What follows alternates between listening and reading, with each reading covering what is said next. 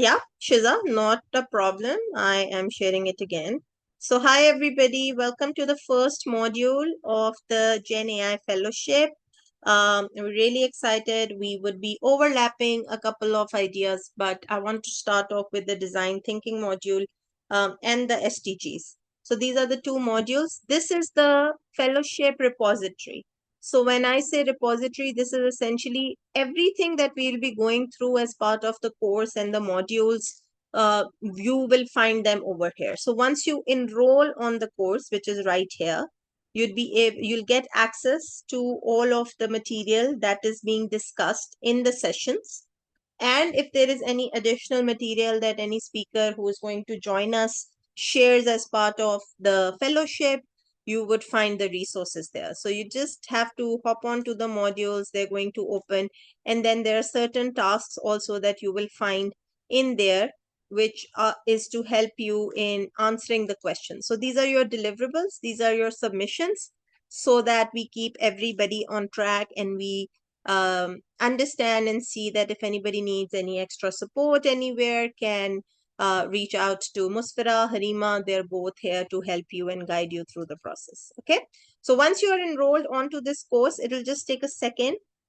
Just let me know. The link is right here in the chat. I'm going to reshare it with everybody who has just joined so that you can get access to this. And then once you are done, please feel free to say, yes, I'm enrolled. Okay.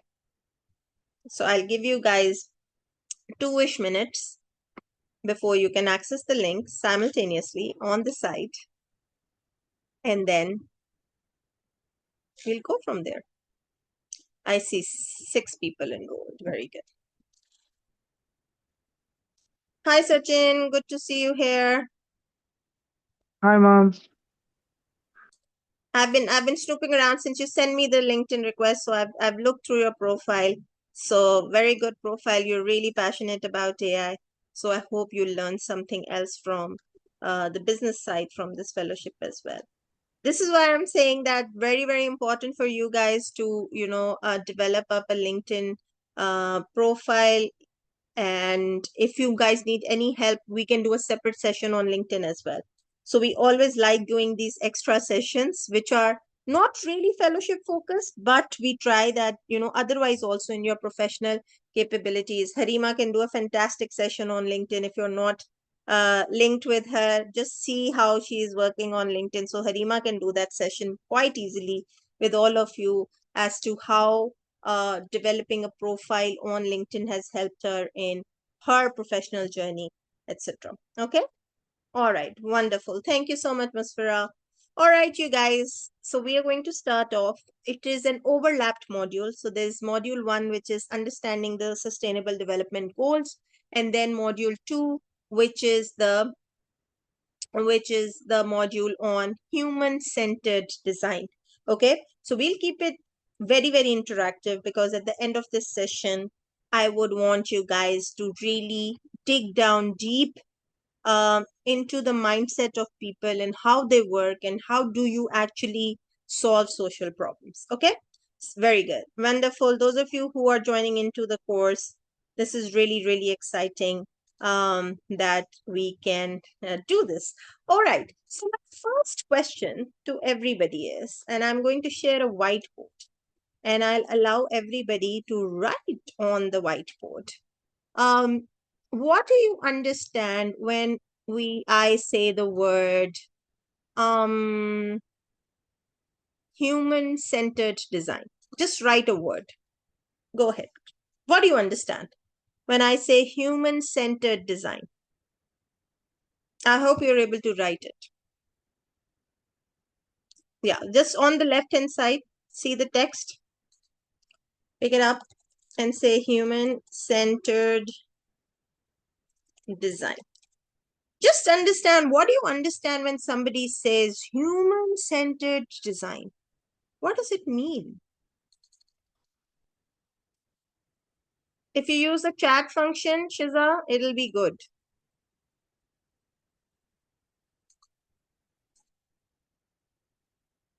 Use the text, the tab here that says text. Okay, problem. Very good. I see Manu typing. Very good. Those of you who cannot type here on the whiteboard, just use the chat function if you think that's easy. There you go. Wonderful. Who's doing this typing? Very good. Solution beneficial equally for everyone. Very good. Excellent. Problem solving. Very good. Excellent. Efficiency. I like that, Nurhan. Very good. What about others? I see somebody write think on the top. I'm going to zoom out a little bit so that I can see what you're writing. Okay. Don't worry about erasing anything. It's okay. I'll make sense of it. Understanding problem solving. Okay. Very good. What else? Human-centered design. Prototype. Okay. That's one. Innovation. Good. Whoever's written that. A human-oriented design. What do you mean by human-oriented design, Ibrahim? Musfira, if you can answer Ahmed's question.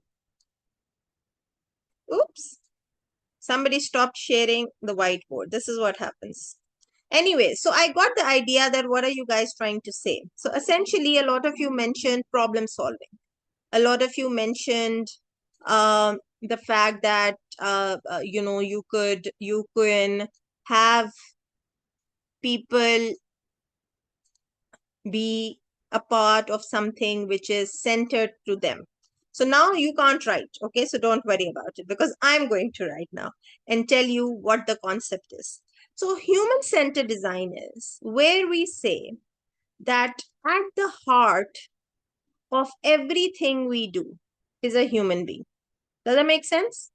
All of our activities, all of the problems that somebody faces, and the solutions we want to provide is for this particular person at the heart of it.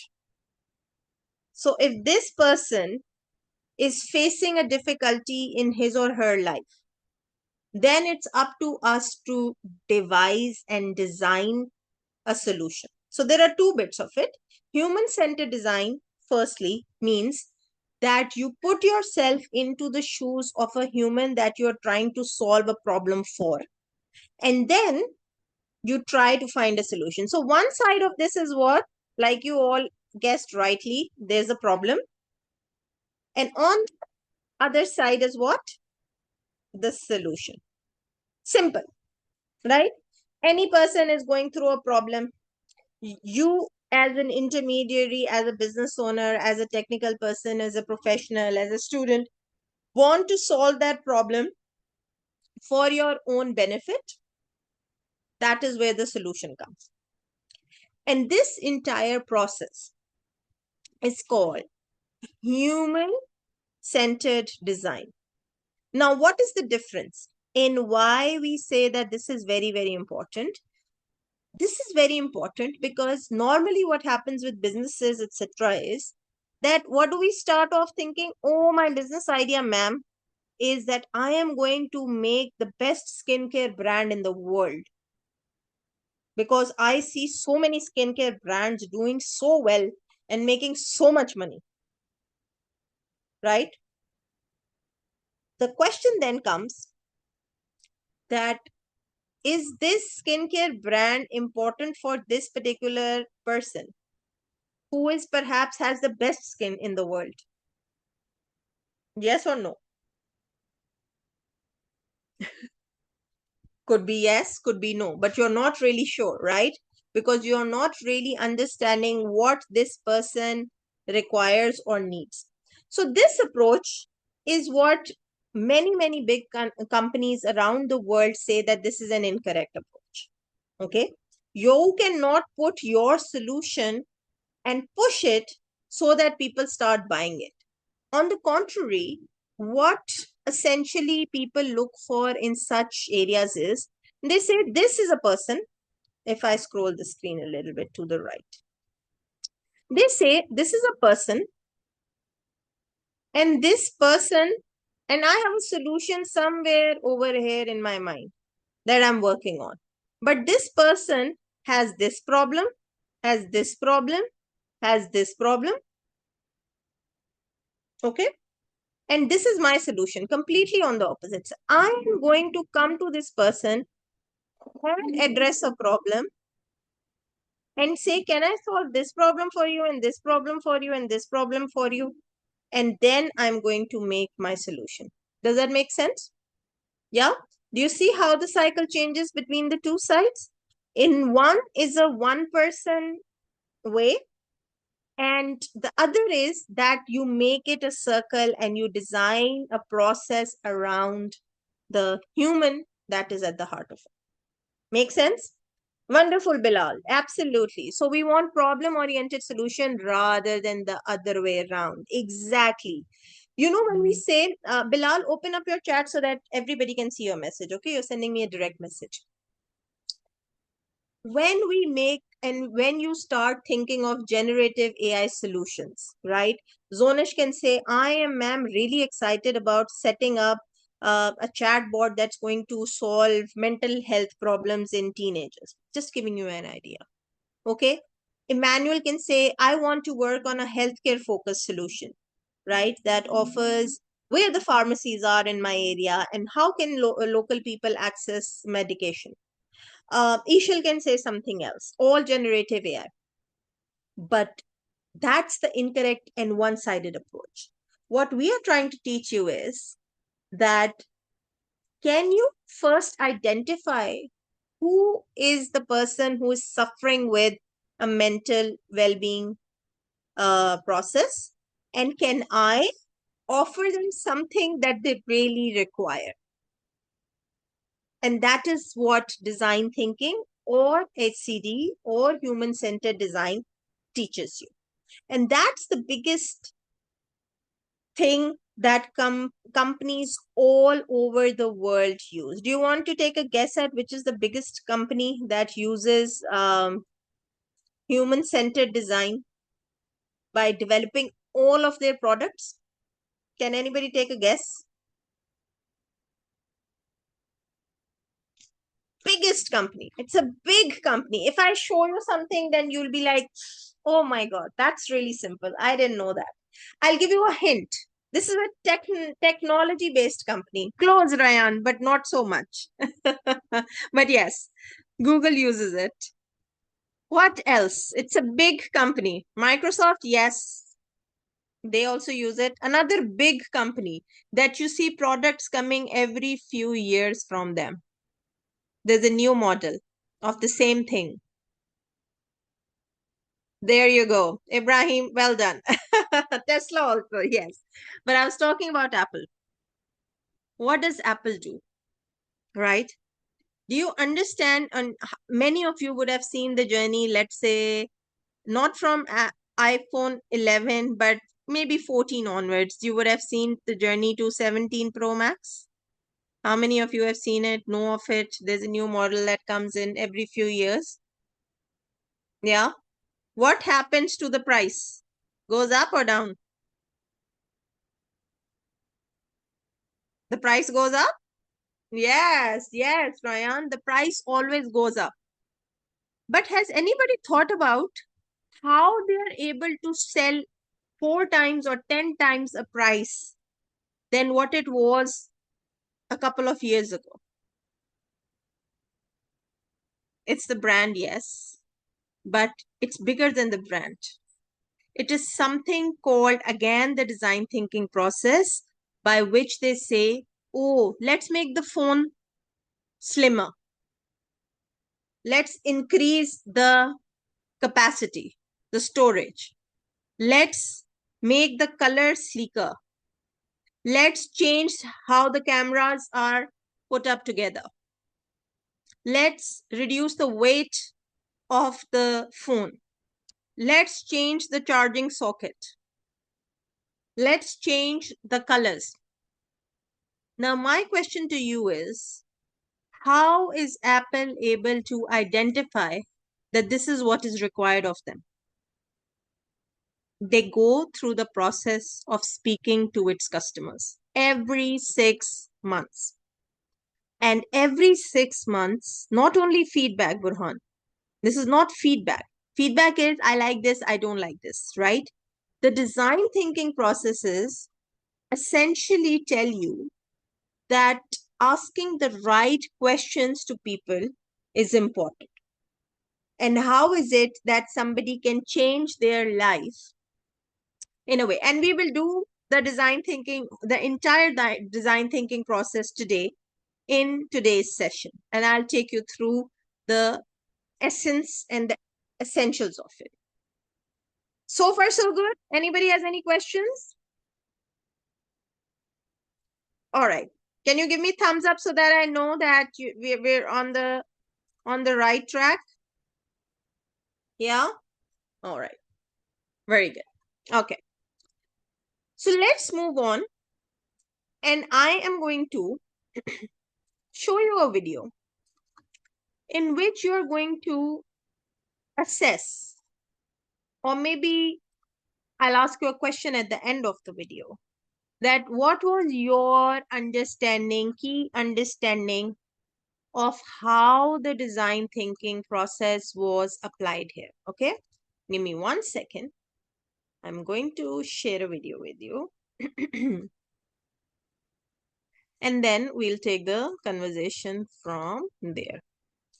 So there we go.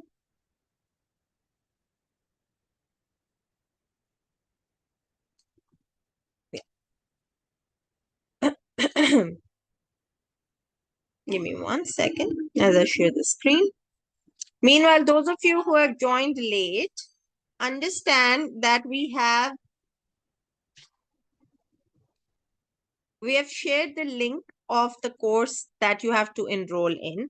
The course is, so it's your repository for everything that you are going to learn in the fellowship. And it's also will give you access to the resources and all the tasks that you have to complete as part of the fellowship. They are on the course. So Musfira, if you can reshare the link in the chat for those of you who are joining us late so that they can get access. Please enroll yourself in the course so that we can you can get access to all the material. All right, here's the video. Let's see this video and watch it very carefully so that I can ask you questions then at the end of what does a design thinking process generally look like.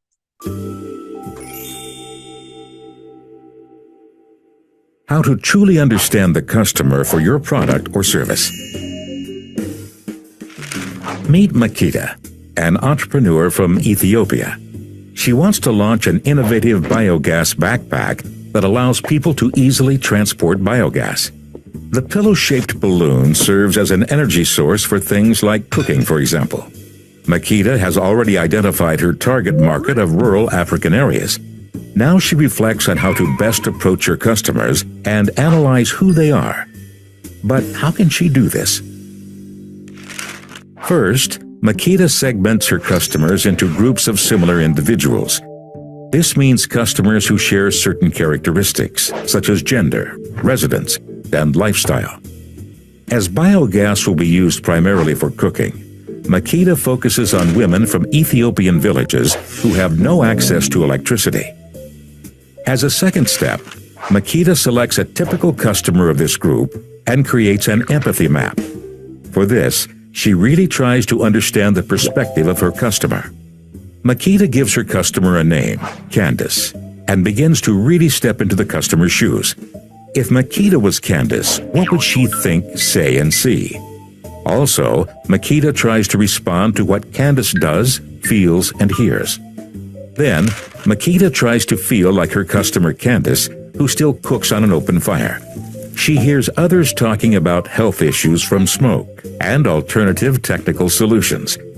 Also, she feels smoke in her eyes and her back hurts from carrying wood.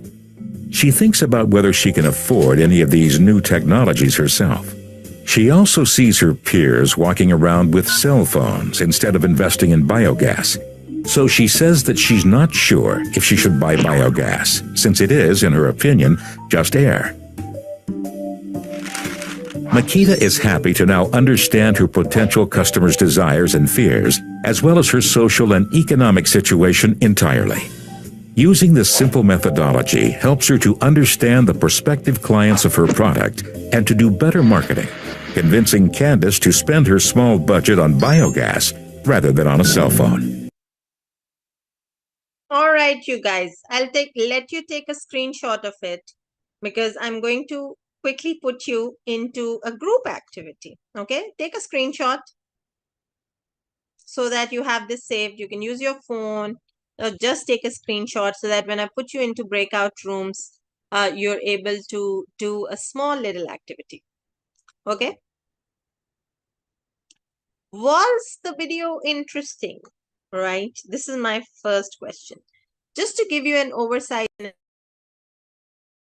Sorry, we are looking at student as at a person, Makita, who is in a village, whose profile is defined, and another person who's selling a service of a biogas bag is essentially guiding that student, that purchaser, potential customer, to identify what is it that is needed by them, right?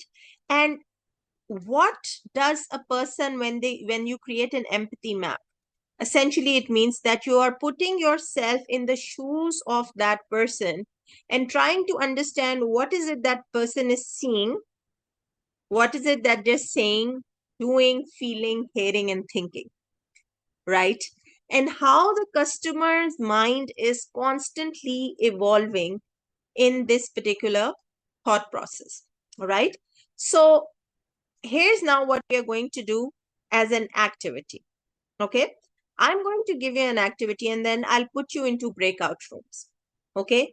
And how we are going to do the breakout rooms is that you'd be automatically assigned randomly to a breakout room in which you have to discuss amongst yourself this particular case that I'm going to right now share with you, okay? So on a whiteboard, I'm going to share this with you. There we go. So the case is, we have a girl called Sarah. Give me one sec. I'm going to use a bigger font so that I can do this right. Okay. Oops, why is the color so dry? Hold on. Okay, let's do this color and it should be good. Okay. All righty. So we have a girl called Sarah. Hold on. Yeah. Okay. And she has a problem, you guys. Okay. And the problem is that she has to figure out a way to travel from her house to her office every day.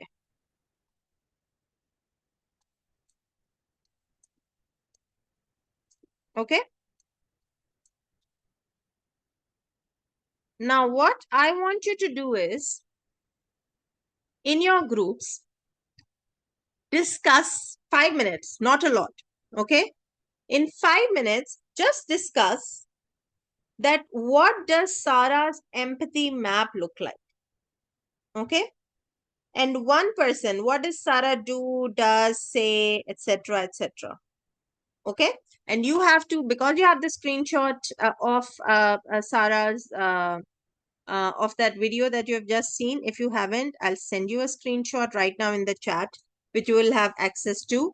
You just have to figure out a way in which Sarah and the questions that you want to ask Sarah. Okay. Is everybody clear in this? You have to, this is the screenshot. I've shared the screenshot. You have to figure out the empathy map for Sarah in your group by asking the right questions. All right. Is everybody clear? Thumbs up. Okay. So I'm going to create 5 breakout rooms. You would be automatically assigned to your breakout room. And when when there's 60 seconds left, the breakout room will close. All right. And then you'll come out. The whole purpose is in 5 minutes, you will discuss amongst each other what does Sarah's empathy map and what questions are you going to ask her. All right. So here we go. 3, 2, 1. You can join your breakout rooms now.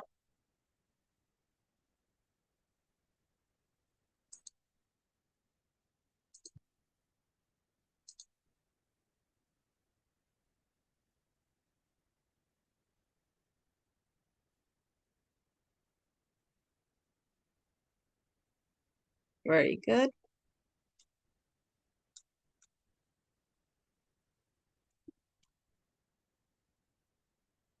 Okay. Harima and Musfira, you guys can now hop on and just see that, if there's discussion or not. Just be silent. But if anybody in the group is not saying something, so you can then, just guide them in the right. I'll also hop on to different groups. Okay.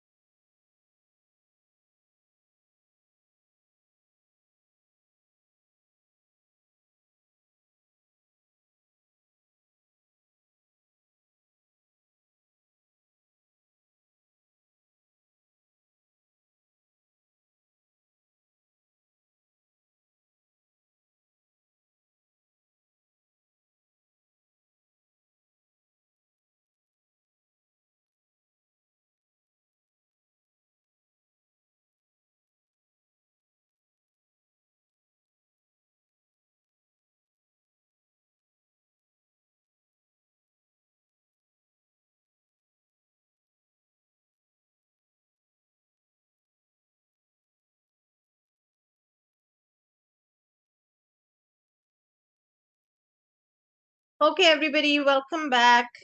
Hopefully you're back and there's some key takeaways. Let's wait for the others to join in as well.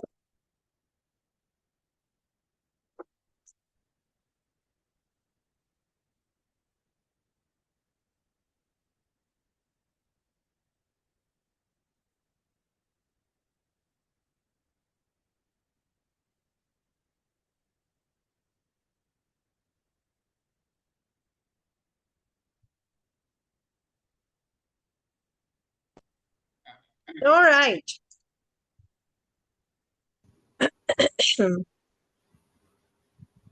Welcome back, everybody.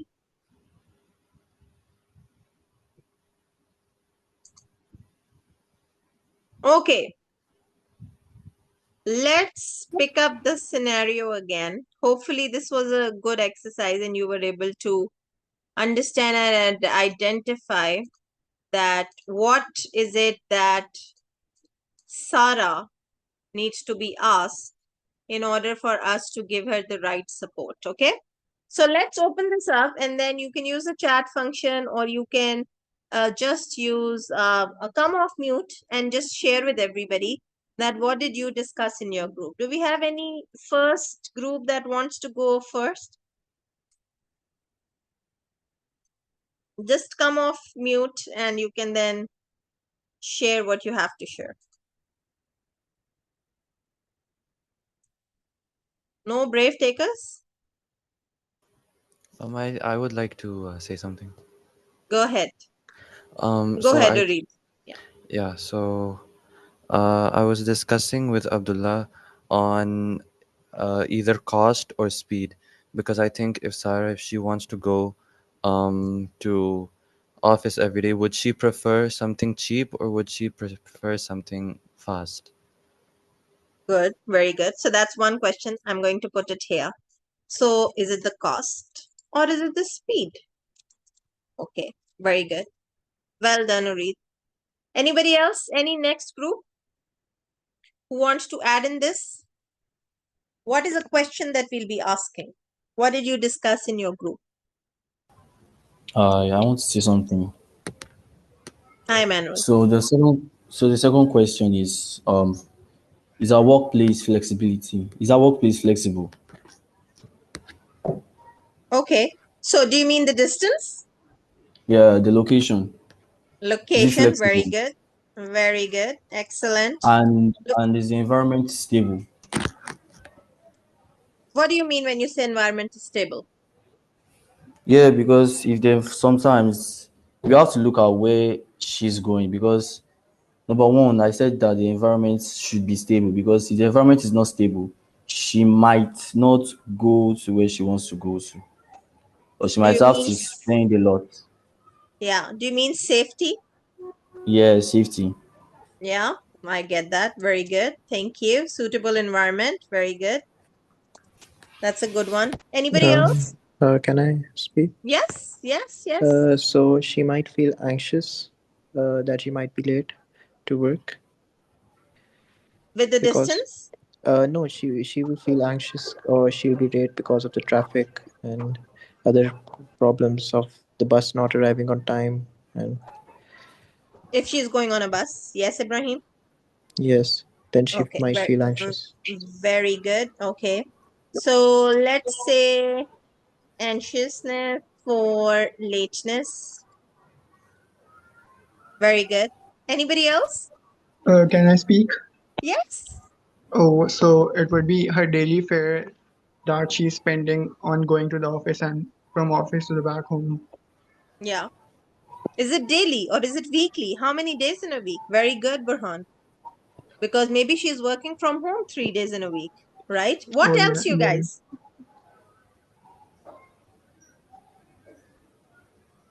What else? And then it can also be, is she taking public transport or is she using her own vehicle? That also depends. Very good. What else? I guess our Think- budget. Think through the video. Yeah, Emmanuel, go ahead. I guess our budget, is it worth going to? Is it worth going for a budget? budget. Yeah. Yeah, that's in the cost. Okay. Yeah, that's in the cost. The budget is in What the about cost. What what about else? frustration? What about frustration? Okay. Yes. Yeah, tired of going to work daily. Wonderful. Okay. Now, let me put a spin to it. Okay. Now, you are asking all of these questions, okay, to Sarah, which are all the right questions to ask. But what's the most biggest question that you should be doing about Sarah? Now, can I give you a case scenario? Let's assume Sarah is somebody who is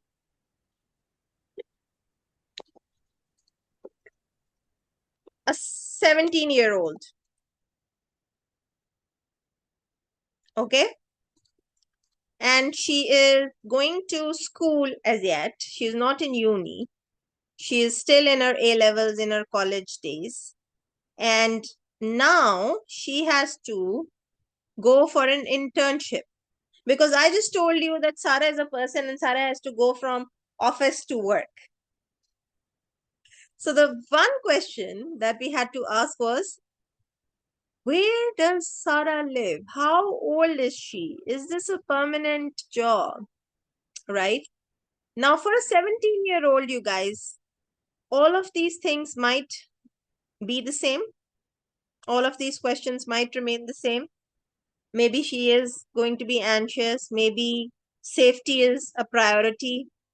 Maybe if she's using her own transport, or maybe even if she's going in a public transport because she's a minor, right? So her safety priority is heightened, right? So another question that we wanted to ask, or we should ask, and we would start off with, who is Sarah? Where does she live? Right? How far is the distance of the workplace? Because for a 17-year-old Sarah, if Sarah is 17 years old, you would have a completely different strategy. And if Sarah is a 45-year-old woman, then it's a completely different strategy, isn't it? Do you guys agree? Yes? The other most important thing is that you would assume that, okay, when we are looking about Sarah, then maybe she doesn't have her own transport. She doesn't normally is not driving herself, right? Somebody is taking her, an adult is taking her. But if she's 45-year-old, our assumption would be that Sarah would be maybe using her own transport or even public transport. But then comes the important point of cost, right? How is she dealing with the cost and everything? Now, if I give you another question to ask, how important is distance? Imagine in your heads and in your minds that Sarah essentially lives in a mountainous area. The road is all broken and her office is 70 kilometers far. Now, for those of you who'd be thinking that she's looking for a low cost or a low budget solution, and initially you were thinking maybe a cycle would be fine for Sarah, can she do the commute from the cycle on a raggedy mountainous road to her workplace? No. Right, Zonish? She wouldn't.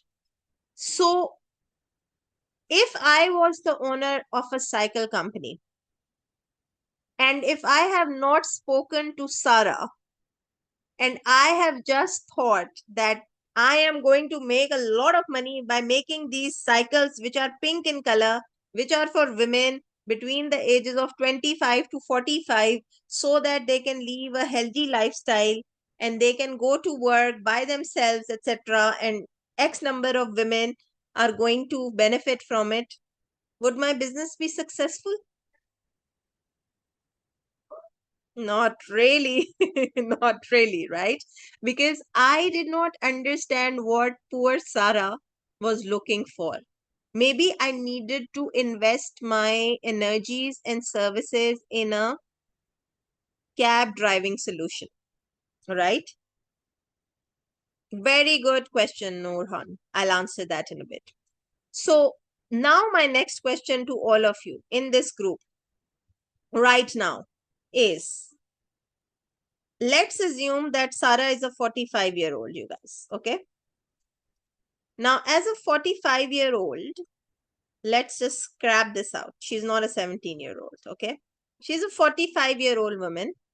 She lives in this mountainous region with the house, with the office 70 kilometers one way. So she's making a travel of a total of 140 kilometer every day. Okay. Shoot. What are the solutions? Traveling solutions. What are some of the potential traveling solutions that you guys can offer? Go. Electric bike. Okay, that's one. He needs a car now, shouldn't we? Yes. I'll make it exciting. Uber. Okay, she needs a Jeep. Very good. Okay. What else? A cab. Okay, let's put this into here. Okay. A train in a mountainous region, Uri? Okay, I'll put it. I hope we don't have to start making trains. Okay, what else? Get up early, very early. Oh, wow, there's an airlift, a personal helicopter. Excellent. Very good. Also, driving experience is important. Very good. Okay, Sachin says, excellent. Carpooling. Sure. I am just excited at the helicopters and the jetpacks and change her house. Now, here you go, you guys, on a serious note. Now, start thinking about all of these options. And the more clarity you're going to get into Sarah's life, the better you would be able to pick up that where should we go with our solution. Now, Emma has said something very exciting. She should just change her house. Okay. Now, if I tell you, Emma, that Sarah is also earning, if I give you another spin, if I tell you that in your local currencies, in all of our local currencies, so it will be different for Emmanuel, different for Sunmi, exactly, different for you guys. If Sarah is making, let's say, 50,000 per month, whatever local currency it is, and if you get to know she is the only bread earner in the house, okay, she has a mom that she has to take care of. She can't move the house because this is a shared house. She doesn't have to pay rent. Okay. And what if she is poor? Exactly. So these demographics that are identifying and telling you how Sarah is going to offer a solution to you is what you need to understand. And design thinking helps you in identifying that if I make an electric bike for Sarah and that electric bike is priced at, let's say, around 100,000 rupees, she won't be able to afford it. But maybe if I offer a payment plan on it for 3 years, maybe then it will make sense for her to do this, right? But what if I give her an option and I start a carpooling service for this particular target audience? Would that make sense?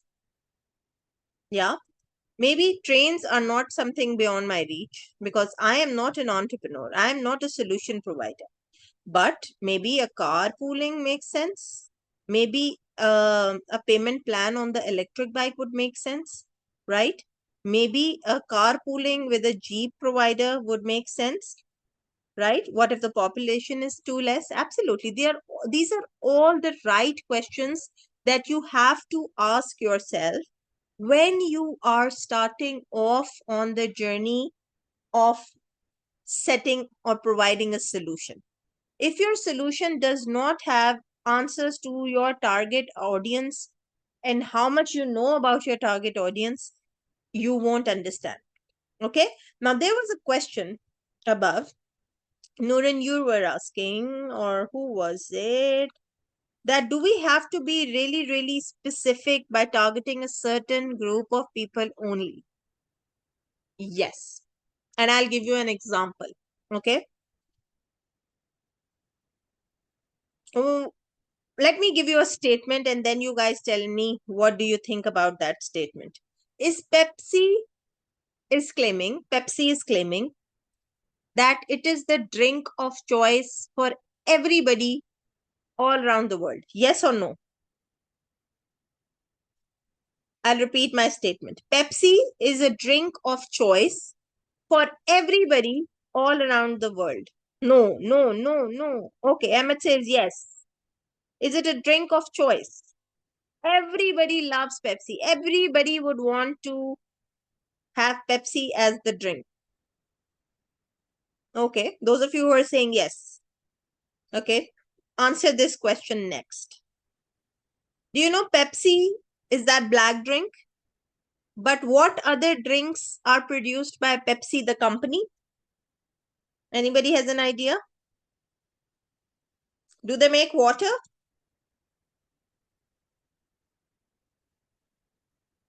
Does Pepsi make water? They do. Aquafina. They do. They do make water. Aquafina, you'd think right, absolutely. Yes, Sonish. They make Aquafina, which is by PepsiCo, the company. Do they have a Diet Pepsi? Do they have a Sprite? Do they have a Mirinda? Do they have a Mountain Dew? Do they have Lay's? So, your initial statement stands negated. Now, let me repeat this statement. Is Pepsi a drink of choice for everybody all around the world? No, because the same company is producing drinks for other people as well. They are producing drinks for people that are diet conscious and want a diet drink with no sugar added. They are producing drinks for like Sprite, which people want to have when they are having some kind of heavy food. They are producing Mirinda for kids specifically who like that orange fizzy flavor. They're producing Mountain Dew for people who they have branded as adventurous. How does Pepsi brand itself? Which target market and target groups do they go for? What do they associate themselves with? You'll be able to answer this. Hopefully, you're able to answer this. Have you seen any of Pepsi's AdWords? Yeah, in your local communities, local countries. Yeah. Exactly, Ibrahim. Sports. Sports is a very Pepsi thing, right? And they associate themselves with sports. What does Coke associate themselves with? Coca-Cola. What do they associate themselves with? What does Coke associate themselves with? Music, right? So Coke Studio is a linkage with music. So both the companies who are producing pretty much the same product in the drink and the beverage industry, they are producing artwork, collateral, content, which is for a target audience specifically. Pepsi associates itself with sports and athletes, and Coke associates themselves with music and people who are into family gatherings and music and that vibe check, right? And also family, yes. And also youngsters that are as part of it. So to answer your question, do we focus our products and our services for a particular target audience? Yes, but not one person. We actually do an assessment of what is it that a sample size of people would want for a larger target audience group. So when we're talking about Sara, we're not talking about just one Sara. We're talking about women between the ages of 30 to 45 or 50 years old who want a safe and secure travel solution from their home to their workplace. Yeah. And that is what we need to identify and ask the right questions to the audience that are that we are working with, that this solution is for you. Okay. And this is a solution that we are going to offer that will give you the product and the service that we are producing for you. Does that make sense? Yes. Every organization will target a particular mindset of people. Let's take Apple's example as well. What happens with Apple's customers, you guys? First, you take an Apple iPhone. Next thing you want is what is the next thing? AirPods. Exactly, Burhan. The next thing you want is the actual charger. The next thing you want is an iPad. The next thing you want is a MacBook. The next thing you want is iWatch, right? All of these things are branching out because they have their target audience specified. And design thinking and human centered design, what it helps us in doing or enabling us to do is that it guides you how to ask these right questions. And the empathy map is really, really important in that you not only ask people, but you also observe how people are interacting who are your target audience. So as part of this fellowship, for example, yeah, you are very soon going to start thinking about the sustainable development goals, right? Which I'm going to hop on to, and I'm going to help you in understanding what they are. Because what we want is that you identify a global problem, and it could be within your communities as well, within your spaces, and then try to find a solution that maybe people have already thought of, or what people could potentially benefit from as a solution. And then what we want you to do as part of the fellowship is use the right AI tools to put those prototypes in place. So it's a really ambitious task, but we are excited because we've been doing it for so long and we have seen so many people go through this process. Now, in your courses, the course that you will enroll, when you will come to the human-centered design thing, you're going to find two resources there. There's a design work journal, and then there is an activity sheet. Okay? It's a very long document, you guys, but once you have some time, I want you to go through the basics in this particular document. Okay? So basics of this document, and I'll quickly take you through, is what it helps you is that how does the design thinking process actually take place? So if you consider the example of Sara, and if Sara is a target audience, you have to start asking yourselves the right questions. That what is a solution that I am developing for Sara? If I am developing something like an Uber, how did Uber come out? Uber came out of this fact that we need a platform where people can use their existing cars to take people from one place to the other, right? That's the whole concept. Not their own cars, not their own drivers. They're not employed by Uber, but just the middleman who is providing that service. So, what I want you to essentially focus in this particular handbook is this is a really, really good uh, workbook, I'll say, that helps you in understanding how does the design thinking process come about. And the best thing that you can find from this is that instead of first making a prototype directly, You have to go into an activity of empathy mapping, asking people the 6 questions that we have just seen and that you have taken a screenshot of, hopefully.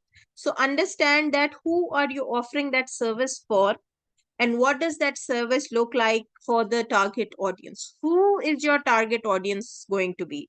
It's not going to be like Pepsi, all everybody all across the globe. So you have to really channel and identify that my solution is for people who are between the ages this and that, are looking or are working, living in a particular vicinity. This is a problem that they are facing, and this is essentially something that is going to uh, help them in that solution that I'm going to provide. Now, I'm going to essentially let you guys scroll through this. The reason why I wanted to show you this particular handbook and a guidebook is that anytime that you are speaking to people, even beyond the fellowship, you should be able to um, understand how the design thinking process actually comes into play, and what is it that you can do uh, uh, to make sure that you are doing this process over and over again. Now, I have chosen for this particular fellowship, it's a 5-step process, design thinking, if you look at it, but human centered design is focused on these 3 areas. First is the inspiration, where you try to understand people, observe their lives, understand what their hopes are, understand who Sarah is, ask the right questions. Okay.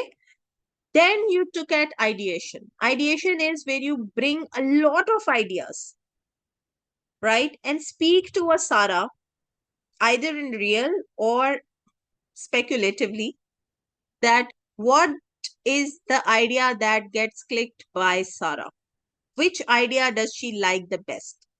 And in that ideation stage, what happens is you don't start with one single idea. You'll start with multiple ideas, but then you would narrow it down to the idea that looks at Sarah the best way possible, right? Because then you are able to test it. You are able to see whether Sarah is responding to that idea or not. And then the final stage is the implementation, right? What do we do as business owners, as business leaders? Why do we say startups fail? When they don't go through the first 2 stages, they directly make the product, make the service, and then try that this service is going to work. And this is where we go wrong. So go with inspiration, speaking to people, etc. Then you move on towards ideation, generating lots of idea, and then finalizing one idea to work on. And then you go into implementation. Does it make sense? This is all a part of your course. So you get to access all of this information in the course. Okay. Does it make sense? Yes. Is everybody clear on this? Yes. Very good. Excellent. Wonderful. Very good. Okay. So we still have 30 minutes to go. And I want to hop on to what are the problems that we are trying to solve. Okay. How many of you know about Sustainable Development Goals, SDGs?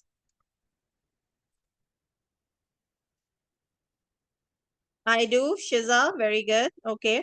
Those of you who don't know and would say no, that's really good because then you are really brave.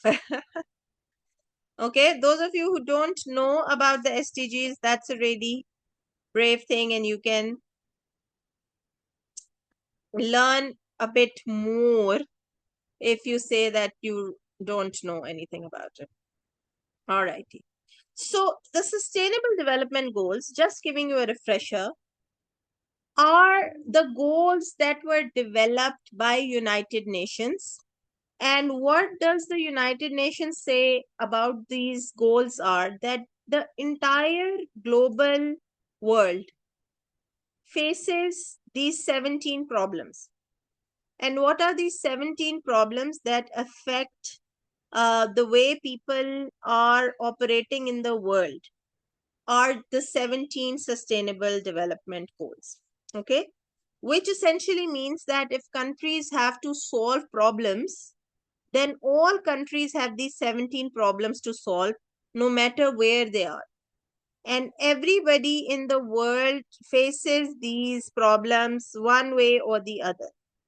And what these problems are essentially: first is no poverty, zero hunger, good health and well-being, quality education, gender equality, clean water and sanitation, affordable and clean energy, decent work and economic growth, industry, innovation and infrastructure, inequalities, sustainable cities, development of those, responsible consumption and production, climate action, life below water, life on land, peace, justice, and strong institutions, and partnerships for the goals. Okay, so these 17 problems are the problems that are being faced by um, uh, individuals all across the world, right? And what it essentially means is that you need to look through these problems and find out what these problems are and find solution to these problems. Now, you can see through the course on your on the link, and it will provide you with access to reading and exercises, and it will give you an idea of what what sustainable development goal are you trying to solve. So pick up a problem, and in your course you would find an access to you will find an access to examples. For example, I'll give you, if we speak about, if you want to provide a solution in which you say, I'm going to improve the rate of females in my region or in my country to improve the primary school participation. Okay, so I want to provide primary education to the children in my village, in my region, etc. That will fall under what? Quality education. So it correlates, it co-links with the sustainable development goal, which is quality education. Similarly, if I give you another idea, you have many more examples in your course as well. But if I give you this idea that climate change, for example, SDG 13, that we want to take better climate action in our policies. So the problem is that people want to reduce their environmental impact. So we want to go into conscious activities in which we are not using as much plastic. Our waste management is done in a proper way. And my business idea is that a mobile app that can help track users with the carbon emissions. Does that make sense? Right? So you've picked up a social development goal. You have identified a problem that people are facing, and then you have then you have an idea into place. Very good. Shunmi, very good. Protecting minors from harmful internet content, right? What would it fall under? That is also a part of quality education, that you are providing access or screening through this particular access to internet in a way that helps out the youngsters, right? So identify the sustainable development goal, and you have exercises on the course that you can see. There is I'd say like a PDF that you can access, which will give you all the detailed information on what sustainable development goals are. And pick up one which you feel the strongest about. It could be gender equality, it could be climate action, it could be anything that you can find somebody in your circle. You can find your Sara in your circle, and you can start putting the human-centered design process into place, right?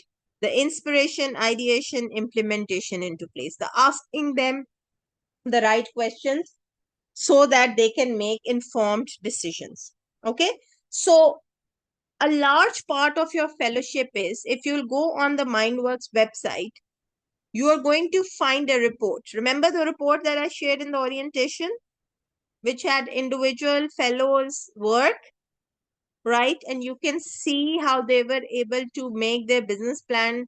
That is our goal. So your steps from the fellowship is identify a sustainable development goal, find out a problem that you want to solve, a problem that maybe you are yourself very passionate about, and you want to find an AI driven solution for it, right? And then the next sessions that you will see will actually guide you in learning the basic AI tools. So we'll guide you with the speaker set that are coming, how to develop good prototypes, how can you use generative AI to develop good prototypes. Okay, so anything that is going to steer your conversation towards your own business planning is what we are going to refer you at. And then in your online course, you are also going to find some questions which are your tasks, because after every capacity building session like today, you're going to get a task, the deadline which Musfira will give you, and you have to fill out those questions on the digital form as a task completion, and you have to mark that task as complete. Don't do the entire course in one go, because it's not something that is being designed this way. We want that you first have a capacity building session, have a discussion, and then go back to the course and do your notes checking, and then do a little bit of reading, research, etc., and then answer the tasks. Okay, does that make sense? Good. Okay, so what now we are going to do is that I'm going to set up and show you guys another video, and you have to identify in that video how does the design thinking process maybe is being put into implementation. Okay, give me 1 second.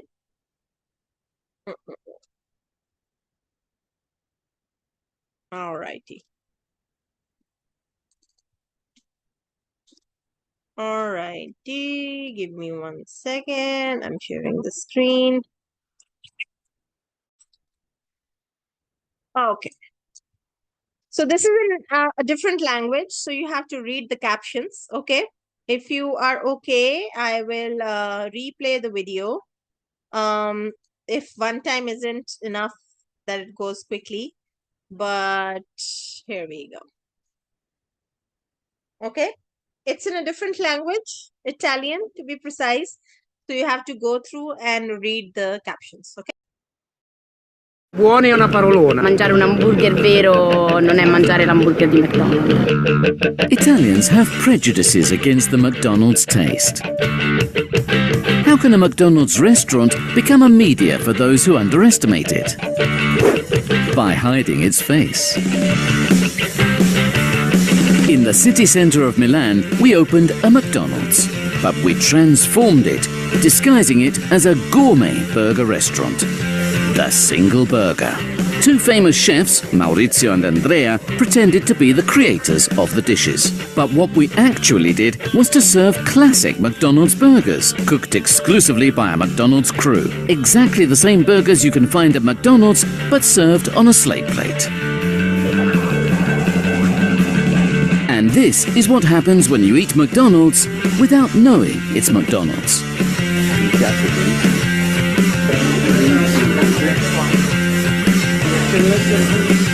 After 3 days and hundreds of enthusiastic clients, we dropped the mask.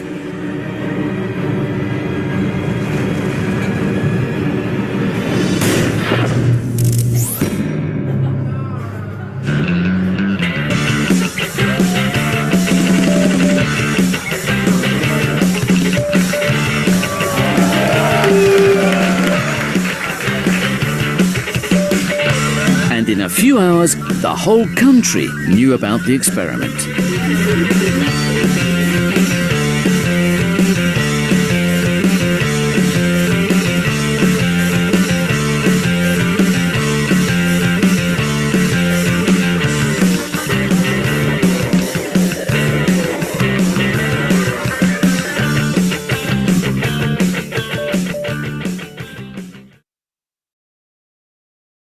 All right, you guys, thoughts?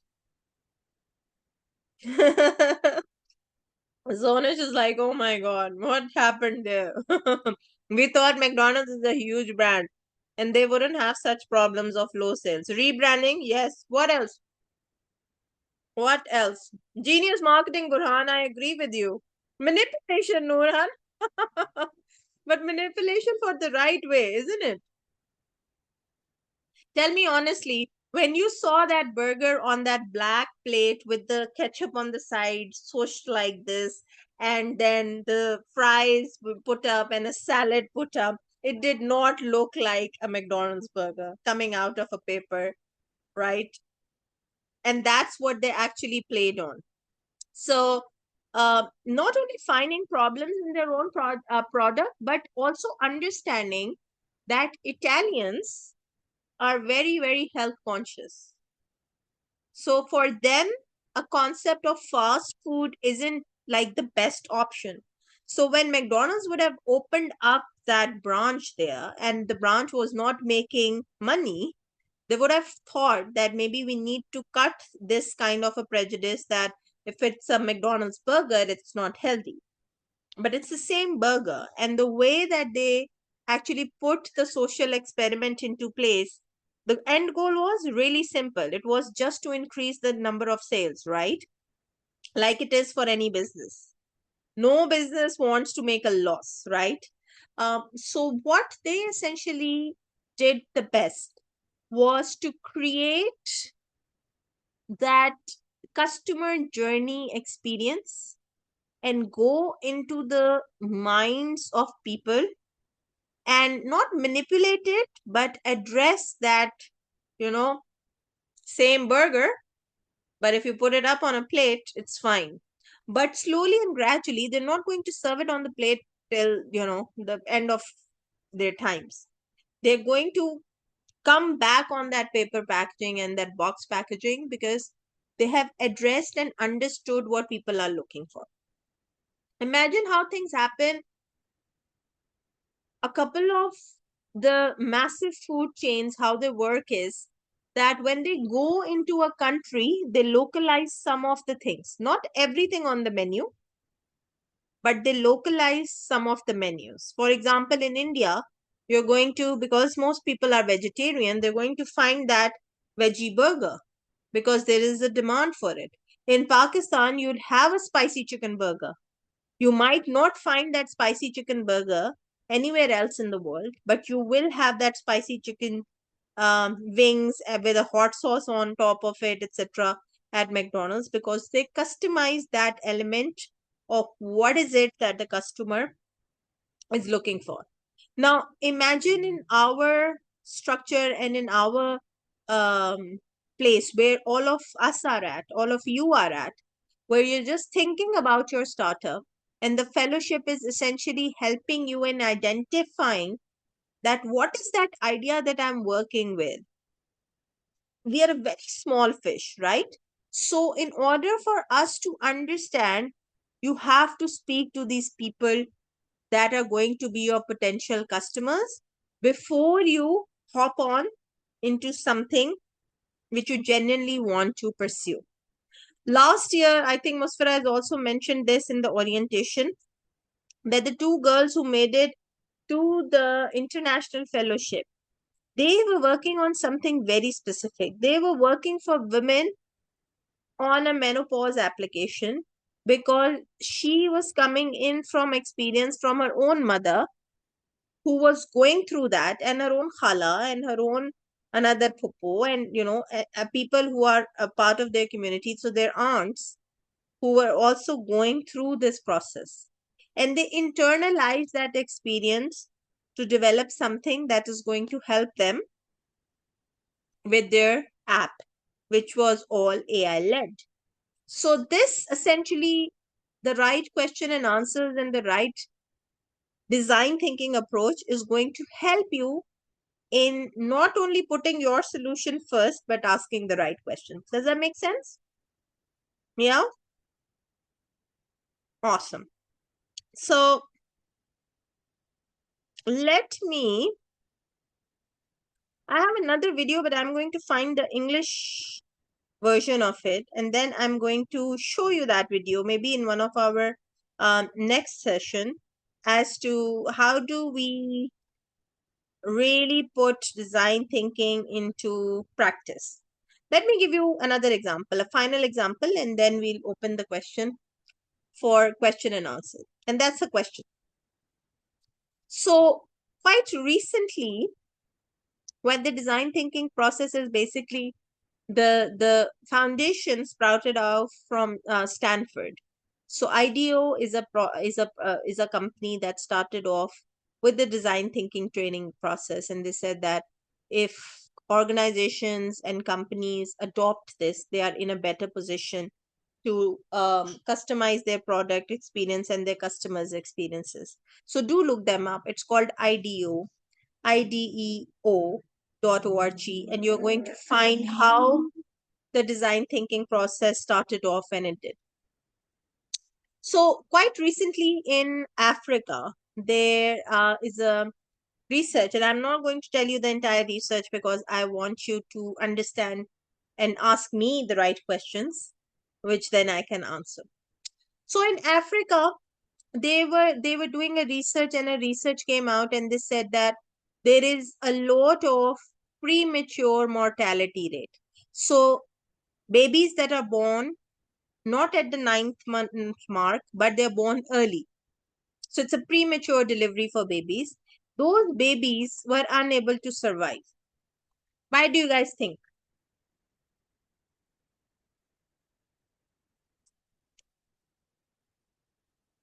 Why do you guys think that was happening? Anything. Premature babies, no proper nutrition, okay. Environment, absolutely. Lack of proper facilities. Build on that, Burhan. What proper facilities? Proper sanitation facilities? Alcohol consumption by the mothers? No.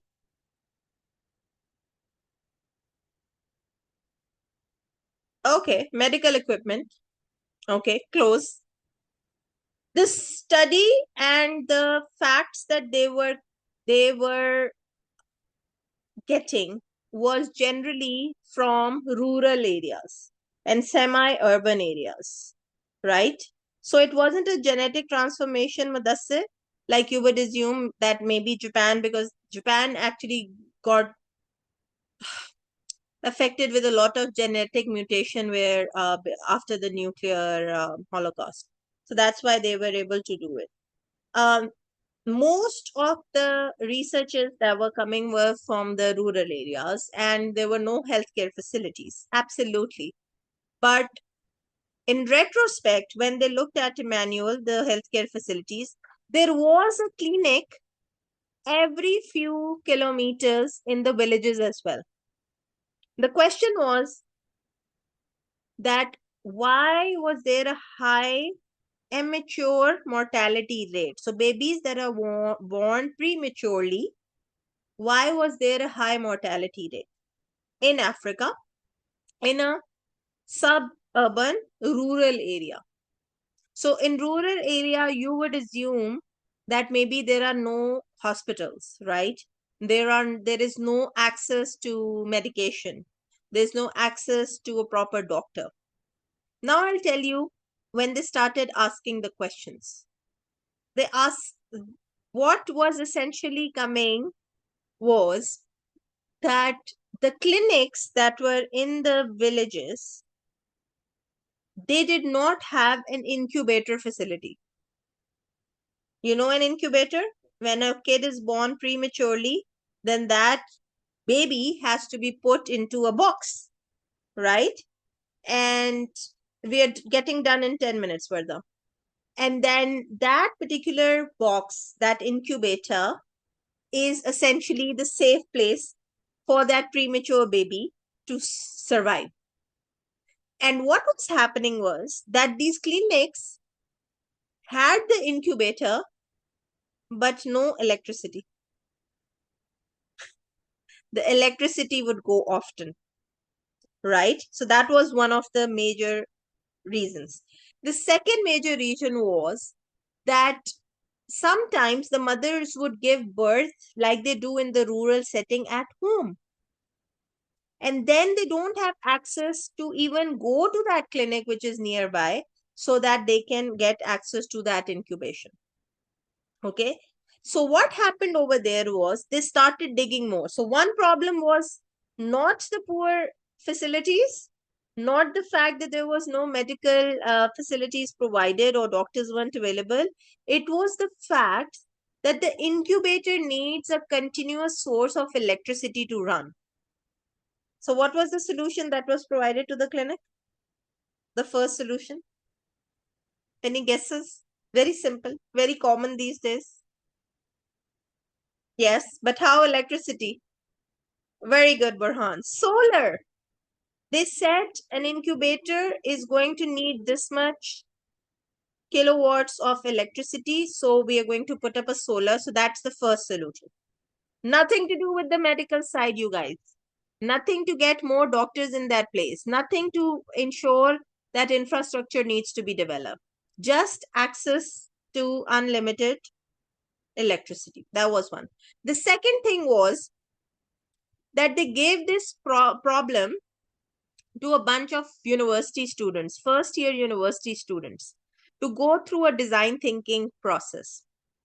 And what did they end up with? They ended up by saying, oops, why don't we take this incubator and make it mobile? How are you going to make an incubator mobile? What's the solution? They put tires under the incubator and said, we are going to make this so that if somebody in an emergency, if a kid who is born at home needs to be transferred to the clinic in an incubator, that incubator does not need to be stuck to a wall. It needs to be mobile, right? So we can put this incubator, use the wheels, put it in the wheelchair with the machinery, with the everything, take it to the place where the mom is, and then bring the baby safely to that nursing space. Simple solutions, but by asking the right answers, they were able to provide a solution. Isn't that amazing? And if you think I'm cooking this up, no, I'm not. Yeah, you can look for it and I'll find that research and I'll send it across to you guys, that sometimes we just need to, none of you now mentioned when I asked you what was the solution, that it was solar and it was just making the incubators mobile. But only through asking the right questions and putting the design thinking process into practice, you're able to understand it. Clear? Does that make sense? Yes? No? Yeah? A fresh perspective on a lot of things today, hopefully. Very good. That's the end of today's capacity building session. The next steps is what Ma'am Musfira is going to share with you. You have to be enrolled onto the course, you guys. I see 17 people, but there are definitely more of you who need to be enrolled onto the course. So do enroll onto the course. There is a understanding SDG module and understanding human design module. We'll give you a deadline where you have to fill in the tasks for that. But before we go, we have to take a group photograph. So if anybody has any other questions, feel free to ask in the chat. If you can open up your cameras, that will be really good, because every picture, everything that we are doing is going to be a part of your portfolio. So you have to really use this to the best of your abilities. Make sure you're in a well-lighted space so your face shows. And I want you to maximum benefit from not only the learning, but also the profile building that is going to come. Sachin, we can't see you. Open up a light in the car. There you go. You can open up the light at the top. It is open, I can see. All right, more people that can join us for the group photograph. Good to see everybody. Well done. Well done. Oh, Sarah, now I'm seeing you and I used your name because I thought we don't have any Sarah. Okay. Is that everybody? Where are you, Musfira? I don't see you. Ma'am, I think we have to go without me. I'm not on my laptop currently. Okay, you're not. That's fine. Is that everybody? Okay, all these people will have a portfolio picture at least. Come in. We need one more person and then the picture is going to be spot on.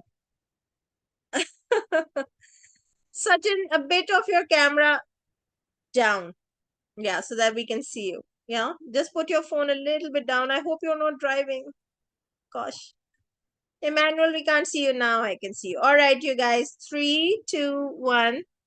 Going to take the picture. Okay, big smiles. Another one. Emmanuel's with the hand down. Smile up. Okay, wonderful. Thank you so much, everybody. We'll use the WhatsApp group to share your feedback. We hope you found this a useful experience. The recording is going to be available shortly. It takes a while for the recording to get transported to the YouTube channel. You'll get access to it. So feel free to enjoy the learning. And we have a very interesting next session coming up. I'm really excited for it. As soon as the date is finalized, hopefully it's going to be this weekend, but I'll get back to you with a date and a time. All right. Thank you, everybody. Take care. See you soon. Bye.